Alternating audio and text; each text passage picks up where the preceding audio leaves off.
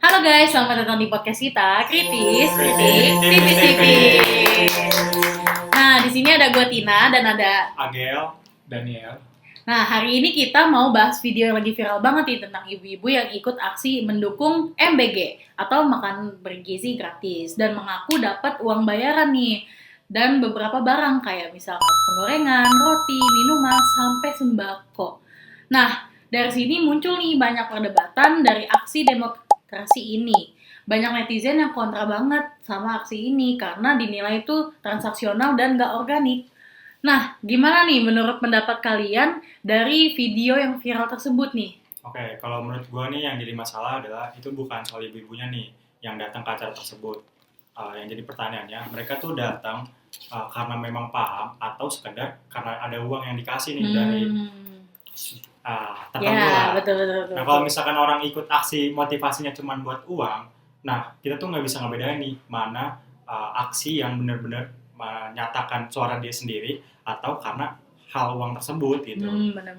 Nah, jadi ini itu tuh cukup bahaya lah karena bisa bikin publik salah baca yang dimana kita tuh belum tahu ini tuh hadir benar-benar memahami tuh bahkan peduli sama isu yang sedang dibahas. Jadi kualitas partisipasi politiknya juga jadi dipertanyakan. Sepakat banget sih. Jadi esensi demonya tuh hilang kan karena ada transaksinya.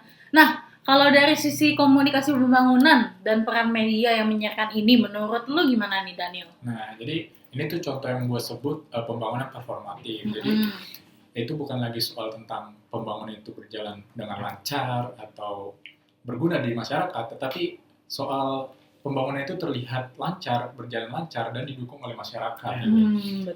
Jadi kenapa sih pemerintah itu repot-repot turunin orang ke jalan, membayar orang jalan? Karena mereka butuh legitimasi publik. Mereka perlu narasi yang mengatakan bahwa ini didukung loh, ini perlu. Mereka butuh perlu kalangan bawah gitu.